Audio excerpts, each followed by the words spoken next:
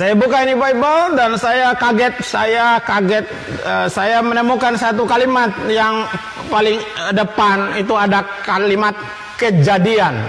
Besar sekali saudara, kejadian. Pada waktu saya membaca kata kejadian itu, betapa kagetnya saya, lalu saya berpikir, berkata dalam hati saya, ini ada kejadian apa ini gitu.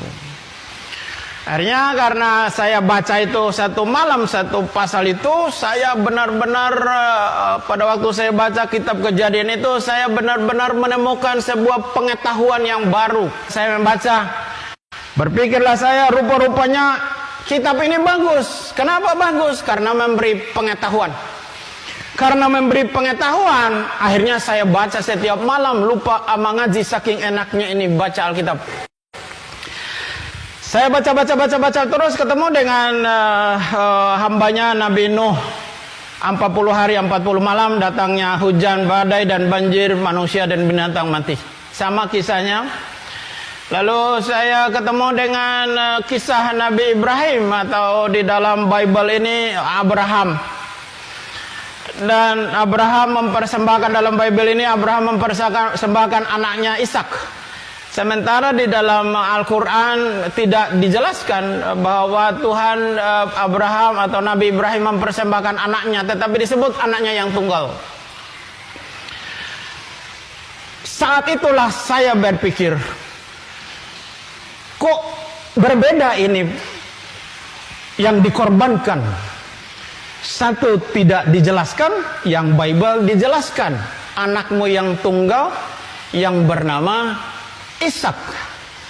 Memang di dalam kitab Kejadian pasalnya yang ke-22 ayatnya yang kedua dijelaskan di sana bahwa firman-Nya, ambillah anakmu yang tunggal itu yang engkau kasih ini, yakni Ishak. Memang secara terang-terangan bahwa yang dikorbankan itu adalah Ishak. Tapi saya berpikir dua agama ini salah. Kalau salah yang dikorbankannya, berarti ada satu yang benar. Mana yang benar, itu saya cari. Saya tidak mencari guru ngaji untuk menanyakan kasus ini. Saya juga tidak mencari pendeta atau orang Kristen untuk menanyakan mana yang benar di antara dua cerita ini. Lalu saya berdoa kepada Tuhan, Tuhan berikan kepada hikmat, mana yang benar di antara dua kitab suci ini, dan mana yang benar di antara dua agama ini, karena ini adalah dasar. Kalau dasar, pondasi rumah yang kita bangun dasarnya salah, ke atasnya pasti salah. Kalau dasar iman itu salah, ke atasnya juga pasti salah. Nah, lalu tahun berikutnya saya baca Perjanjian Baru. Di dalam kitab Matius, saya baca Matius. Dan saya menemukan sebuah kalimat yang sangat luar biasa di dalam perkataan Yesus Kristus di dalam Injil ini. Dia berkata, kalau kamu ditampar pipi yang kanan, kasih juga yang kiri. Berdoalah untuk musuhmu, berkatilah untuk orang-orang yang menganiaya kamu. Ini adalah ajaran yang paling mulia. Tidak ada ajaran, terlebih-lebih agama saya yang lama tidak ada mengajarkan perkara yang seperti itu. Tapi begitu saya baca Bible, saya menemukan ajaran yang sangat-sangat mulia. Tidak ada seperti itu. Kamu ditampar pipi yang kanan, kasih juga yang kiri. Berdoalah untuk musuh, memintalah berkat untuk orang-orang yang menganiaya kamu. Itu semua ada di dalam Bible, dan itu perkataan Yesus Kristus. Saya terus membacanya.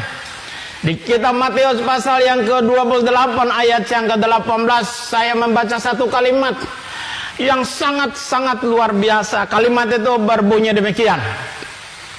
Perkataan Yesus Kristus. Pasal yang ke-28 ayatnya yang ke-18 dari kitab Matius. Kepadaku telah diberikan segala kuasa di langit dan di bumi. Jadi Yesus Kristus itu berkuasa di langit dan di bumi. Saya menyimpan perkataan itu. Lalu saya membaca lagi. Saya ketemu dengan Injil Yohanes. Pasal yang pertama, ayat yang pertama. Berbunyi demikian. Pada mulanya adalah firman. Firman itu bersama-sama dengan Allah, dan firman itu adalah Allah. Ayat 14 berkata, firman itu telah menjadi manusia.